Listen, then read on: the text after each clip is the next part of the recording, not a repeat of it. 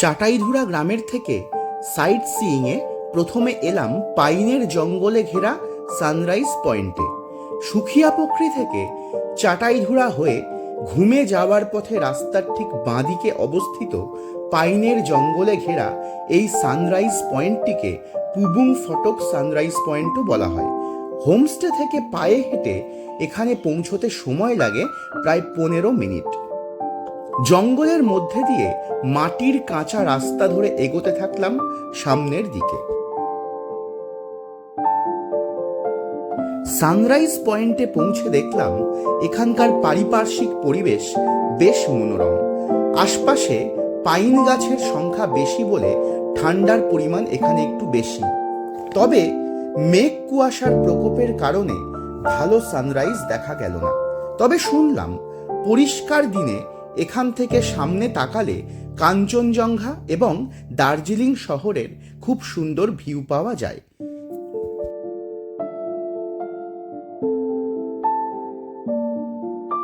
এখানে বসার ব্যবস্থাও আছে দেখলাম।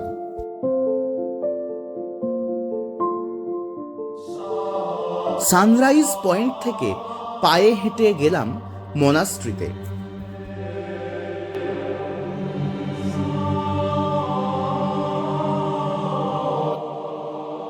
দেওয়ালে ভগবান বুদ্ধ সহ বৌদ্ধ ধর্মের অনেক সন্ন্যাসীদের ছবি রয়েছে, আর দেওয়ালে রয়েছে বৌদ্ধ ধর্মের পবিত্র সব বাণী।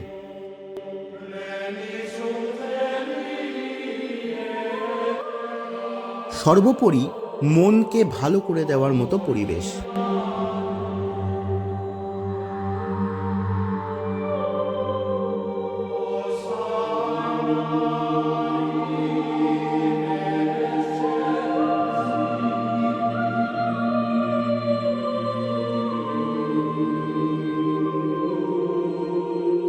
এখানকার মনোরম পরিবেশকে আরো সুন্দর করে তুলেছে আশপাশে ফুটে থাকা রং বেরঙের পাহাড়ি ফুল।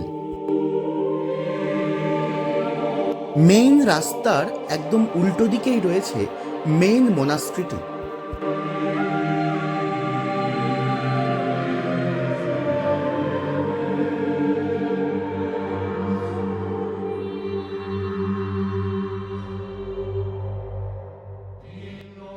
মোনাস্ট্রিটি খুব বড় না হলেও এখানকার পরিবেশ অত্যন্ত মনোরম। তবে গেট বন্ধ থাকায় মোনাস্ট্রিতে ঢুকতে পারলাম না। মোনাস্ট্রির বাইরে রয়েছে বৌদ্ধ প্রার্থনা চক্র। বিশ্বাস আছে যে এই প্রার্থনা চক্রের প্রতিবার আবর্তনের মাধ্যমে আবর্তনকারীর নেতিবাচক কর্ম পবিত্র হয়। মোনাস্ট্রির পাশে দাঁড়িয়ে দূর পাহাড়ের সুন্দর ভিউ উপভোগ করা যায়।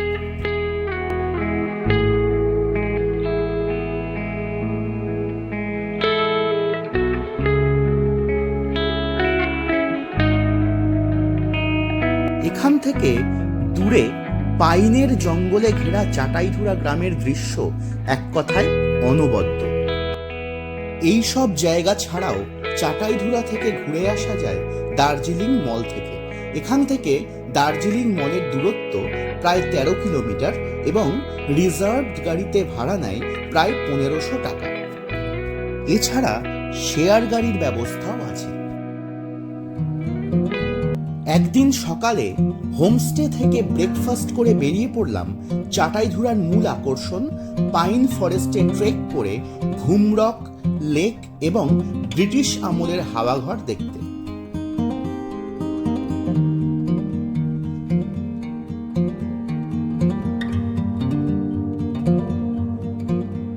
এই পাইন ফরেস্টে ঢোকার ক্ষেত্রে টিকিট কাটা বাধ্যতামূলক। রোদ আর মেঘ কুয়াশায় মাখা খামখেয়ালি আবহাওয়ার মধ্যে এখানে এসে পৌঁছলাম। হোমস্টে থেকে এখানে হেঁটে আসতে 5 মিনিটের বেশি লাগে না।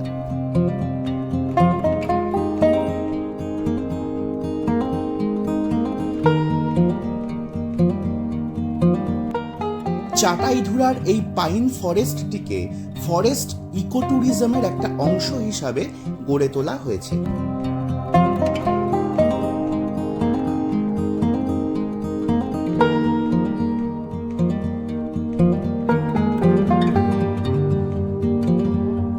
ফরেস্টের প্রবেশপথে রয়েছে রুট ম্যাপ। নির্ধারিত রুট ম্যাপ ধরে উঁচু উঁচু পাইন গাছের মধ্যে দিয়ে সামনে এগোতে থাকলাম।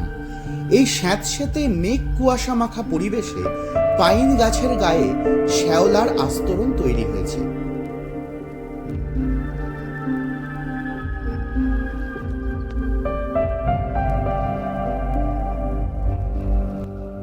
যেদিকেই দুচোখ যায় সেদিকেই পাইন গাছের সারি। এর মধ্যে দিয়েই আমরা সামনের দিকে এগোতে থাকলাম।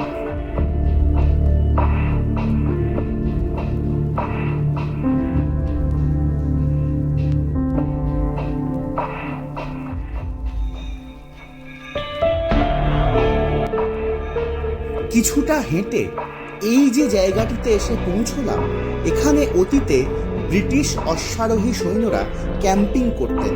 বর্তমানে বেশ কিছু সিনেমা ও ধারাবাহিকের শুটিং এখানে হয়েছে। এরপর নির্দিষ্ট রুট ধরে আরো সামনের দিকে এগোতে থাকলাম। জঙ্গল আরো ঘন হতে লাগলো। এই জঙ্গলে লেপার্ড, কালো ভাল্লুক ও হরিণ সহ নানা বন্য জীবজন্তু বসবাস করে। তাই চলার পথে প্রতিটা মুহূর্তে রোমাঞ্চ ও উত্তেজনা অনুভব করতে লাগলাম।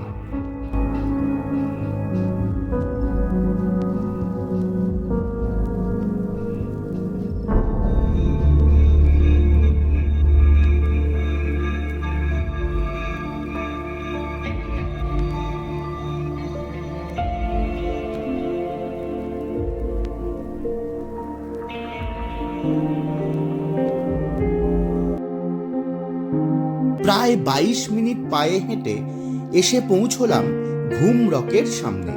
ঘুম রকের এই বড় পাথরটির নিচে বসে অতীতে একজন সন্ন্যাসী অনেক দিন ধরে সাধনা করেছিলেন। বর্তমানে এটি একটি সাইট সিইং স্পট।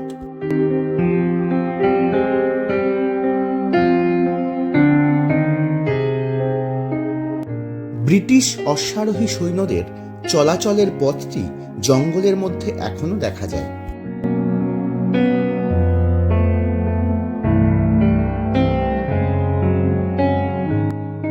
ঘুম রকের বড় পাথরটির উপরে ট্রেক করে পৌঁছানো যায়।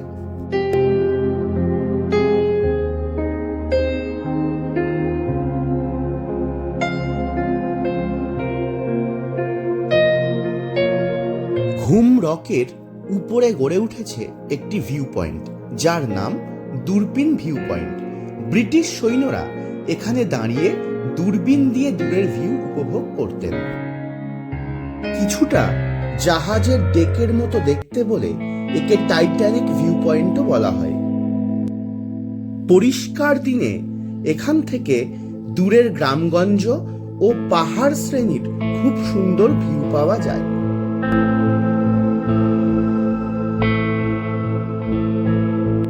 এখান থেকে আরো প্রায় 15 মিনিট খাড়া পথ অতিক্রম করে এসে পৌঁছলাম এই অঞ্চলের সবচেয়ে উঁচু স্থান হাওয়া ঘরে।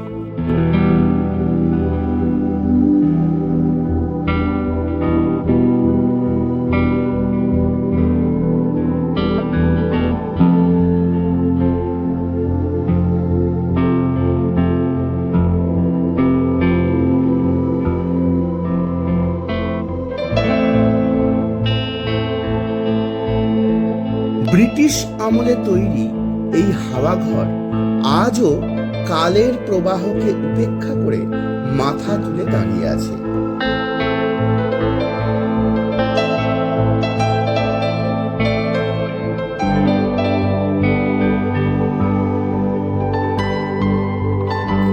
আশপাশে বিরাজ করছে অদ্ভুত নীরবতা, যা রোমাঞ্চ অনুভূতিকে বাড়িয়ে দেয় কয়েক গুণ।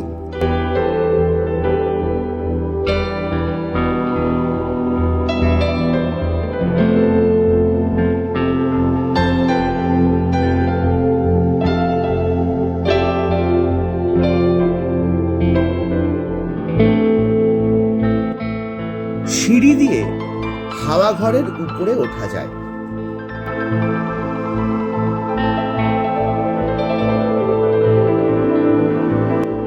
এখানে পৌঁছে সময়ের সরণি ধরে নিজেকে হারিয়ে ফেললাম ইতিহাসের পাতায়। শুনলাম এই হাওয়াঘরের উপরে ব্রিটিশ সৈন্যরা ক্যাম্পিং করতেন এবং এই গোলাকৃতির স্ল্যাবের উপরে শুকনো ডালপালা রেখে আগুন ধরাতেন এখানকার ঠান্ডার হাত থেকে বাঁচার জন্যে।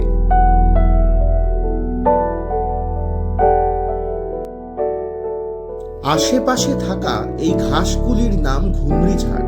কথিত আছে এর উপর পা পড়লে পথিকের পথ ভুল হয়ে যায়। কিছুক্ষণ পর হাওয়াঘর থেকে নেমে আবার জঙ্গলের মধ্যে দিয়ে এগোতে থাকলাম।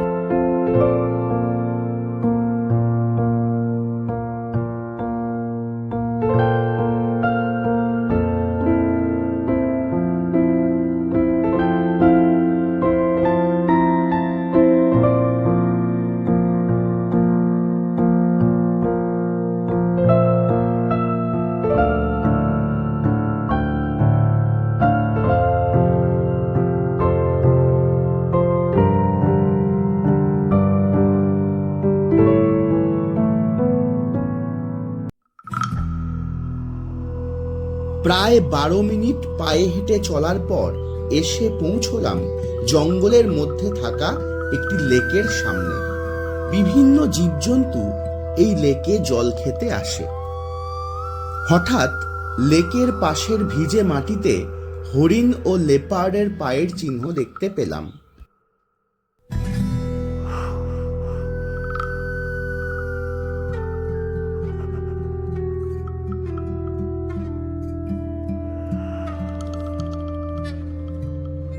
এখানে সম্ভবত বন্য শূকর মাটি থেকে খনিজ পদার্থ খেয়েছে।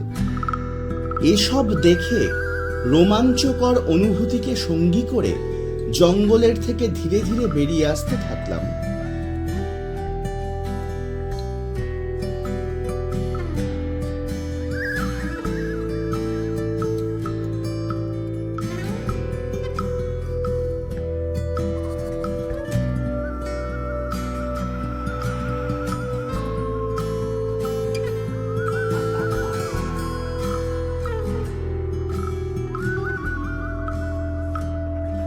জঙ্গলের বাইরে তখন কুয়াশা আর মেঘের ঘন আস্তরণ চারিপাশকে ঘিরে ফেলেছে।